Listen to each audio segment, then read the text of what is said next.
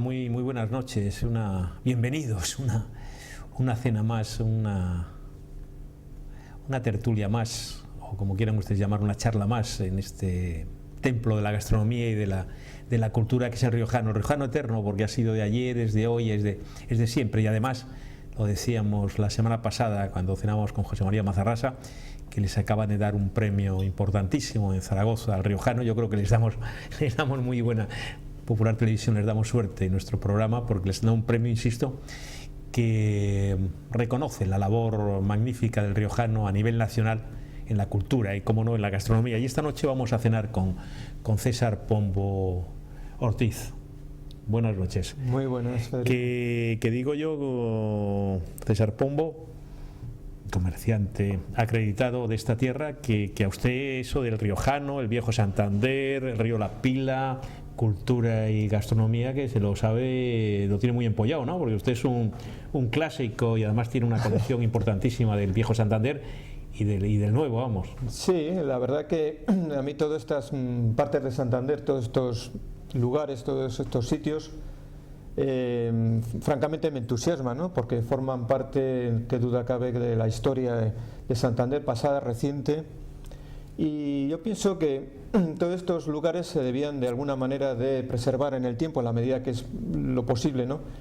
Siendo donde estamos el riojano uno de los pilares fundamentales y que afortunadamente con la nueva dirección se mantienen tal como estaban en la época, ¿no? Y conservando sobre todo su espíritu, su esencia, que es lo realmente elogiable y lo realmente valorable, ¿no? En tanta cambio, tanta movida que está haciendo, por decirlo de alguna manera, en todos los aspectos de la vida de Santander, de locales, de comercios, de bares, de todo esto, ¿no?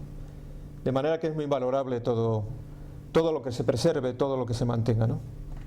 Tengo que decir, no es publicidad, pero tiene una tienda que se llama César Pombo de todo tipo de regalos, además con muy buenos precios. No lo debía decir, pero lo voy a decir, con muy buenos precios y unas cosas muy originales que yo, en fin, las llevo a muchas partes, las llevo a Iberoamérica y las llevo a Canarias y quedo muy bien y por poca, como dicen por allá, por poca plata, y muy bonito, de verdad que lo recomiendo. Insisto, no lo debía decir, pero ya le he hecho publicidad gratis. Pero en fin, que no sea precedente.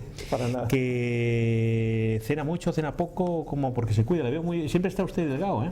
Bueno, es cuestión de mantener el equilibrio de lo que se consume, hay que fundirlo, como sea, ¿Que ¿no? hace mucho deporte y eso? Lo justo para mantener la mecánica, correr fundamentalmente. Correr, sí. Correr a veces a la desesperada, otras veces más tranquilo. Pero sí, la cuestión es, sin pasarte, pues... Es que a usted le pasa como el de Podemos, que ya no está niño, tiene cara de niño, Bueno, digo que tiene cara de niño, pero tiene ya dos hijos. Uno está en Brasil, que sus hijos son mayores, ¿no? Sí, 32 y 31 años. Pero tiene cara de niño, no se lo dicen. Bueno, será ya no es tan niño, yo me lo sé, no es tan niño. Pues lo de Podemos es un comparativo, pero no te digo ya si me pones con el pequeño Nicolás, ¿no? Ah, bueno, pues también, si quieres, joder. Eso es más peligroso. ¿Qué personajes? Esto, usted que ha hecho, que tiene una colección inefable de figuras, luego hablaremos de algunas figuras de estas de Molina y todas esas figuras, personajes de Santa de Uco, la Baba y todos aquellos. Bueno, con el otro y con el niño, el que estaba el verano pasado, el otro día me lo comentaba no sé quién, que había estado el verano pasado en la Universidad Méndez Pelayo. Hay una foto en El Mundo con un pariente suyo y mío que está retratado y, en fin, el pequeño Nicolás por ahí entraba en los cuartos, y entraba y salía en la Universidad Méndez Pelayo. O sea, aquí lo que no veamos. Bueno, que ya preparo. Bueno, como está Roberto Macho Quevedo, como si en la cámara y luego se queda a cenar con nosotros, que lo elija él, porque siempre protesta que al final elijo yo. Luego elige siempre él, pero bueno. En este sitio se puede elegir, yo creo que sin ninguna clase de riesgo, por eso te digo, pero Roberto es así porque es muy cuidadoso con eso, la comida y, en fin, sí, porque es la única que da bien, porque como siempre está corriendo a la hora de tiene que ir a la televisión y anda para el lado, pues es la única comida, me dice el que hace cena, que hace la comida cena, que lo hace así como más tranquila. Hace acopio. Que vamos a ver, ¿qué ha traído la exposición? A ver, cuénteme, en el Centro de Documentación de la Imagen de Santander, Roberto Macho Quevedo. Bueno, pues a ver, cuéntenos. La exposición es un homenaje que llevo ya de hace tiempo persiguiendo, recopilando fotografías de comercios antiguos de Santander, sobre todo de la época de la década de los 50, 60, 70, fundamentalmente después del incendio de Santander. Entonces, creo que sin buscar tampoco la oportunidad del momento, consideré oportuno... Usted sigue hablando, que yo estoy aquí con Roberto. Sí, tú aguanta el cartel. Sí. Consideré oportuno... Oiga, a ver si lo aguanta usted, no tenga cara. Oye, que tío, tú... Venga, usted el cartel. Bueno, pues un poco como protagonista del cartel. Venga, los dos. Consideré oportuno el hacer una exposición fotográfica que recogiera... ¿Has visto qué cara dura tiene que los invitados? Aquí totalmente. Estamos dando muchas confianzas aquí. Bueno, aquí me dijeron que tenía que venir suelto. Pues sí, no, un poco más y vamos...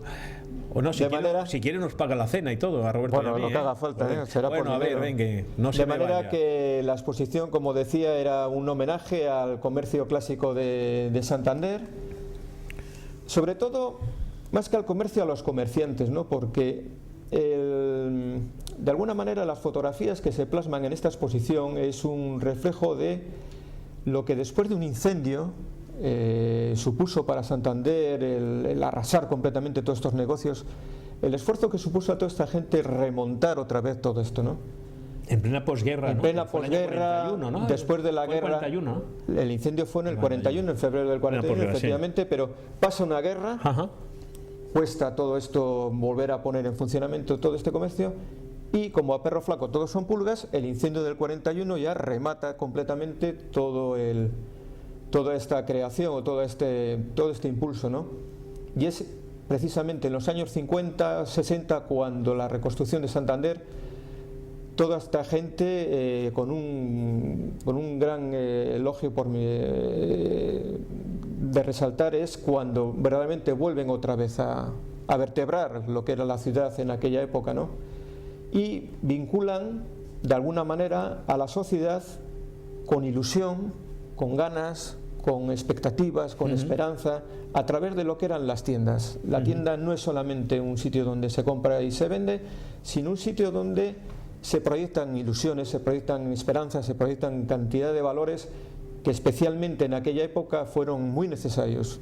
Tengo que decir, porque Roberto hace dos miércoles cenamos aquí también con Claudio Acebo, mi querido compañero de tantas cosas, Claudio Acebo, director ahora de Onda Cantabria, y va a ser el que le va a hacer el aporte sonoro. El aporte sonoro. El soporte sonoro. La plataforma sonora. Que exactamente, porque la exposición no solamente va a ser fotografías, sino que he querido darle un contenido sonoro evidentemente de la época, para lo cual Claudio Acebo se ha prestado muy generosamente a ello, y con esto buscamos darle un sentido mucho más global, mucho más intenso, mucho más sentimental, por decirlo de alguna manera, ¿no? de la exposición. El soporte musical, le pregunto, supongo que serán los viejos anuncios y eso, ¿no? Exactamente. Ese tipo de cosas, ¿no? Son los viejos anuncios, son las cabeceras de programas míticos de la época, seriales, canciones, por supuesto, y todo esto, ¿no? Lo cual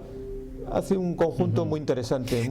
¿Cómo era César Pombo? ¿Cómo era bueno, usted lo ha dicho ya, el comercio tradicional era algo más que un comercio, era tertulia, era amistad, era incluso ilusión, porque yo recuerdo un artículo que salió en el diario Montañés de un gran amigo y querido colega, Juan Carlos Flores Gispert, que hablaba que es verdad, que incluso, usted lo habla de la posguerra, que mucha gente no compraba, pero le hacía ilusión ver unos escaparates bonitos en fechas muy importantes. Por eso, ¿cómo es mi pregunta, César Pombo, acreditado comerciante de Santander? ¿Cómo era el comercio? Ese comercio ya lo ha dicho, pero ¿cómo es el comercio actual? Porque a usted, yo lo que veo, y no sé si eran sus compañeros, los comerciantes de Santander, yo a usted le veo, y le conozco mucho, le veo con una gran nostalgia. Por eso mi pregunta es, ¿cómo es el comercio actual? Yo le veo muy nostálgico, usted siempre le he visto. La nostalgia es un sentimiento que, si lo aplicamos debidamente, puede ser interesante o no lo puede ser interesante. No es que por nostalgia seamos ya decrépitos, ni busquemos la tristeza, ni todo lo pasado fue mejor. La nostalgia en este caso yo creo que se manifiesta, o la quiero manifestar, como un reconocimiento, ¿no? Como un reconocimiento a una época y a unas maneras en este caso el comercio, de proyectarse hacia la sociedad, repito. De manera que lo que actualmente, digamos, se manifiesta en los cambios y todo esto de lo que supone la desaparición constante, paulatina y ya reiterada de comercios tradicionales, es por el empuje de nuevas, digamos, nuevas técnicas de venta, nuevos sistemas de proyectar los productos, las franquicias, las grandes cadenas y todo esto. Hace que el comercio tradicional se vea abocado inevitablemente y desgraciadamente a la desaparición. Yo le quiero preguntar una cosa. Yo recuerdo hace muchos años, y voy a decir los nombres porque ya ha desaparecido desgraciadamente, por ejemplo en Mafor, yo recuerdo de algunos parientes nuestros que venían de Neguri a comprar ropa Mafor, no sé, pues un fajín del smoking, una camisa, etcétera y tal. Había nombres emblemáticos y míticos, pero aún conocidos, tiendas en toda España. Por eso está de acuerdo, ¿no? Que digo, ¿no? Sí. Entonces mi pregunta es eso, ¿hay un antes y un después en el comercio santanderino en este caso, antes y después de la crisis o no? Hay un antes y un después en todo, no solamente en el comercio. El comercio es un sector donde se manifiesta también todos los cambios. El comercio es una manera visible y palpable de ver cómo se han producido todos estos cambios. Qué duda cabe que la crisis es un elemento que acelera el proceso de alguna manera, ¿no? Y de alguna manera también hace una criba totalmente insoslayable de los comercios tradicionales. En primer lugar, pues la caída de ventas, que por otra parte a mí me gustaría saber, cuando leo en la prensa algunos anuncios que las ventas han incrementado en determinado periodo o en tal mes, no sé cuánto, yo realmente no lo percibo, y como yo creo que la mayoría de los colegas comerciantes tampoco son conscientes de todo esto. Es un punto que me gustaría a mí saber cómo se elabora todos estos informes. No comulgo para nada con todas estas que no informaciones. Es cierto, quiere decir. Yo no digo que no sea cierto, yo digo que me digan a mí cómo se elabora para que me digan. ¿Usted tiene ganas de discutir conmigo o qué? Absolutamente. Bueno, esto forma parte del entretenimiento. Está un poco. Claro. Usted se va a quedar hoy sin cenar. Me da la impresión. No, me decía. Estoy preparado. Me decía, querido César. Sí, esto es. Vamos a ver, la crisis sí que. Un secreto, es primo mío, usted tal, es primo mío, además muy amigo por mío. Si no se sabía. No, César. No, la crisis efectivamente catapulta todo esto. La crisis catapulta y acelera todo este proceso, ¿no? Y efectivamente, y sobre todo a partir del 1 de enero de 2015, ya cuando entre la ley Boyer, pues ya se ve claramente ahora los daños que estaba produciendo, ¿no? César, ¿desde cuándo tenéis la tienda, por ejemplo? La tienda nuestra data de 1949. Y me dices una cosa, yo, en fin, estamos hablando ya con toda cordialidad y bueno, sí, la cordialidad es siempre, pero en fin, tú, pues es absurdo después que he hecho mi pequeña confesión de parentesco, que te decía que, bueno, tú comentabas que una de las ventajas, por ejemplo, que tienes tú, le pasa a Zubieta, que también estuvieron aquí cenando con nosotros hace ya años, porque llevamos mucho tiempo, que una de las ventajas, por ejemplo, a ti te salva, que está tu mujer, está Julia, que el local es tuyo, claro. Y le pasa un poco a los Zubieta, claro. les pasa, bueno, ahí, las empresas familiares, pero que si no es espantoso, ¿no? El sentido de cuando tienes que tener insostenible, así de rotundo. Insostenible. Claro, date cuenta que mi caso particular, donde estoy ubicado, en las condiciones que tú acabas de explicar, es la manera que me permite a mí resistir. Hay un elemento que un amigo mío, economista, me apuntó, que se llama el coste de oportunidad. El costo de oportunidad. El coste de oportunidad es un elemento de la economía en el cual figura él.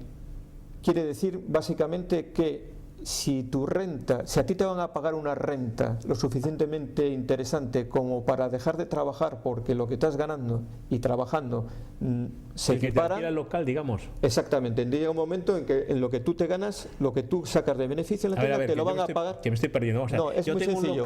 Tú tienes un local que eres propietario y ganas 1.000 pesetas al mes y viene un señor y te dice, yo por el alquiler de su local. Estamos en euros, ¿eh? Ya, bueno, pero esto tiene un ámbito mucho más. Vale. Venga, di lo que quieras, ya me vas a liar. Venga. Te dice, te voy a pagar 900 euros y dejas de trabajar. Dice, automáticamente, claro. Ese es el costo de oportunidad. Entonces, eso por una parte. Y por la otra, que en la casuística normal, que es tener el local arrendado con 1 o 2 empleados, como están las cosas hoy, es insostenible. Por ejemplo, tu local, querido César, en la avenida Carlos Sotelo, ya está todo, es un sitio muy céntrico, un sitio estupendo y tal. No sé exactamente cuánto tiene, pero en fin, grande. Unos 40 metros. 40 metros, luego tiene arriba también tiene el almacén, tenéis abajo y esto. Eso,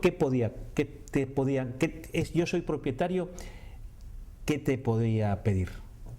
Sin pasarme. Tú dices ¿en cuánto se valora el costo de oportunidad? No. Yo, por ejemplo, eso es mío y te lo estoy en esas condiciones. ¿Tú quieres alquilarlo? Yo quería alquilarlo y ¿qué te podría pedir? Pues mira, los alquileres es un tema muy elástico y muy variopinto, ¿no? Y muy variable, en cuanto que oyes cifras y cantidades que a veces no corresponden justamente a lo que luego se traducen en la realidad. Yo estoy de acuerdo contigo. Entonces, yo no sé lo que se puede pedir por ese local, no sé, habría que ponerlo en mercado y valorar exactamente. Sé lo que piden por los locales que hay en los alrededores, pues se barajan cifras que yo tampoco sea a ciencia cierta. Sí, se barajan cifras pues astronómicas ya para mi criterio. Por ejemplo, se habla de un local que han alquilado enfrente mío que se hablan de 5.000 euros al mes masiva. Qué barbaridad, ¿no? Para mí sí, yo desde luego que no. Sí, yo creo para ti y para todos nuestros telespectadores. No sé lo que hay que vender como para sacar estas cifras. No lo ganamos Roberto Macho Quevedo y yo en una semana. En una noche no. En una semana y como estos casos, pues otros tantos, ¿no? Pero ya te digo que sean o no sean las cifras reales, a mí se me antojan pues excesivamente elevadas como para mantener hoy en día, como están las cosas, un negocio a flote, ¿no? Oye, César, y entonces, bueno, me estás poniendo una situación muy complicada, muy trágica. Pues ¿a dónde vamos? No es trágico, es una realidad. Vamos a un cambio. Hombre, no me estás hablando de una para el comercio tradicional, sí. Fácil. Para el comercio tradicional, desde luego que es una situación totalmente ya dramática a todo punto. Entonces, estos locales que se dejan, ¿los ocupa quién? Los ocupan, como se ve claramente, cadenas, franquicias y todo este ya está tipo. Por aquí Andrés Gandarillas, que también cenó con nosotros, el jefe de sala del Riojano. Anda ya por aquí también. Que pagan por esos locales porque tienen que estar presentes al lado de sus competidores y amparados, por decir amparados, en una economía o en unos gastos globales de muchas cadenas. Entonces, ¿qué vamos? A la desaparición del comercio que yo quiero homenajear ahora. Al comercio que realmente tenía nombres propios, al comercio que realmente la gente iba y trataba directamente con el dueño, se sentaba allí, charloteaban, hablaban, le recomendaban. Ese vínculo estrecho, ese vínculo que conocías todas las personas, ¿no? Humanizante y humano, ¿no? No quiero decir con esto que las cadenas o las grandes franquicias y todo esto, no, el elemento humano no esté presente, pero ya es de otra manera. Tú no puedes dirigirte de esta. Sí, yo te quiero hacer una otra pregunta, porque hablamos del reportaje que sale en el periódico que hace Juan Carlos Flores Gisper. Hay una foto muy entrañable, muy bonita, en blanco y negro, de una tienda de juguetes que era Bazar San Carlos. Una cosa que yo te quiero preguntar, a mí me sorprende, claro, es el año 53, 54, ¿puede ser? Esa foto yo creo que data de los años finales de los 50, Qué pena 60. No la tenemos, pero bueno, pero va a haber una exposición que salen muchas. Entonces a mí una cosa que me sorprende, que es la cantidad, o no les pagaban o había mucho trabajo con la dictadura, porque había como 7, todas perfectamente uniformadas, en un comercio tan pequeño, que tampoco era el Corte Inglés, en Madrid estaba Sepo y estas cosas y tal, pero eran 7 empleadas, 8 empleadas. Bueno, y más gente que había, porque hoy concretamente ha estado en la tienda una antigua empleada que supo oye, pues no estaba tan mal España, ¿no? Bueno, pues yo creo que no, porque era una época incipiente en el comercio, donde todo estaba por desarrollar, donde había iniciativas, donde había los sueldos evidentemente no eran para tirar cohetes, era una sociedad, pero sí estaba en crecimiento. Y ese crecimiento llevó a que determinados comercios en aquella época despuntaran claramente como cosas novedosas, ¿no? Como productos novedosos. El turismo también era, porque se manifiesta en la fotografía que hay bastantes cosas relacionadas con el turismo, y todo esto lleva a crear mucho empleo. Yo es que estoy un poco preocupado porque la semana... Llama la atención, el miércoles pasado cenábamos aquí también con José María Mazarrasa, y yo hablamos un poco de muchas cosas, ¿no? como hermano mayor de la hermandad de caballeros del santo de Liébana. Tengo por ahí un nombre muy rimbombante y maravilloso, que hablábamos de, pues es una España, yo es que no me atrevo a decir esto es facha, no sé qué, es que tengo un poco de miedo, pero bueno, no era tan triste y tan blanco y negro esa España, ¿no? Era una España que salía, yo creo que en el momento histórico era una España que salía de unos momentos muy duros, como he explicado al principio, y era una España pues abatida por una serie de acontecimientos que fueron sucediendo, y especialmente en los años 50, pero aquí se proyecta el comercio, en este caso. Y el comercio, ¿qué es lo que proyecta? Pues proyecta esperanza, fundamentalmente. En esa sociedad abatida, triste y vapuleada, proyecta esperanza, proyecta ilusión. Y esto hace que la gente, digamos, se complique con todo este movimiento. Y hace que la gente, pues, tenga ilusión por gastar, tenga proyectos, tenga ganas, y hace que el comercio de alguna manera también crezca de esta forma, ¿no? De manera que es una época que yo creo que ahora se refleja de nuevo y va a saber realmente a la gente cómo le produce un resurgimiento de sentimientos, que es lo que realmente marcó. Pero por ejemplo, su hijo mayor el que está en Brasil, que tiene 32 años, me decía. Es que sigo pensando que usted que da el pego, porque usted es una cara de niño y... ¿Será por comer en el riojano? ¿Será por comer en el riojano? Hombre, qué bien, ha estado usted, Abel. Que terminamos. Totalmente. Le dice algo, por ejemplo, hombre, a su mujer sí, pero por ejemplo a sus hijos, todas estas cosas de la vieja tradición, de los viejos comercios. Claro, sus hijos no, porque bueno, sí, porque están educados de una manera, pero bueno, mi mujer de alguna manera sí que me apoya pero bueno, mucho, a la gente, al chiquito les llama la curiosidad, al chiquito de 21 años que va a comprar un regalo a su tienda, le llama la curiosidad porque es una época que para ellos es totalmente trasnochada, una época arcaica. Ellos lógicamente han crecido y se han desarrollado en un ámbito que es el actual, ¿no? Y es un ámbito que funciona de otra manera. Está Internet que ha destrozado, no destrozado, pero vamos, ha cambiado todos los medios, las máquinas, los aparatos, la electrónica, toda la cibernética, y entonces esto lo ven como una cosa prehistórica, una cosa curiosa cuando menos, ¿no? De hecho, la moda que ahora está tan de moda del vintage, que es recuperar objetos de los años 50, tú ahora las casas tienen el gran problema de que no saben qué hacer con las cosas que tienen, la vajilla, la cristalería, todo esto, ¿no? Pero sin embargo, a esa gente le ofreces todo esto y dicen, como que no, eso no les interesa, la plata, todo eso. Pero les enseñas un plato de Duralés y es objeto de culto. César Pombo, que estamos de tú ahora porque, querido primo, que tenemos que terminar, que está otra vez lleno el riojano. Oye, que tengáis mucho éxito, ¿lo has dicho las fechas? Sí, del 4 a... Sosténlo tú, que no me vas a trabajar a mí, anda. Pero bueno, yo creo que ya lo hemos puesto, pero me hace ilusión. Del 4 de diciembre al... Aquí pone el 31 de enero, pero tengo mi duda, no sé si es el 31. Qué épocas de un buen amigo como Pedro Fernández Oruña, que aquello, bueno... Hombre, lo de Pedro Fernández Oruña... Qué maravilla. Es otro primos tuyos y míos, venían de Neguri a comprar de Bilbao. La tienda era una tienda museo, y sería una tienda museo, es una tienda museo. Es una tienda... El libro de las personalidades que tiene desde Juan Domingo Perón a Miguel Ángel Asturias, estoy hablando de memoria. Son conceptos de comercio totalmente ya muy difíciles, o sea, por decir imposible. César Pombo Ortiz, querido primo, ya, bueno, como hemos tratado ya de tú, qué remedio. Es que estas cosas, ustedes me van a entender, que en fin, estas cosas del protocolo televisivo, pero en este caso era demasiado, iba a chirriar demasiado. César, un placer. Muchísimas gracias, Federico. Gracias a ti.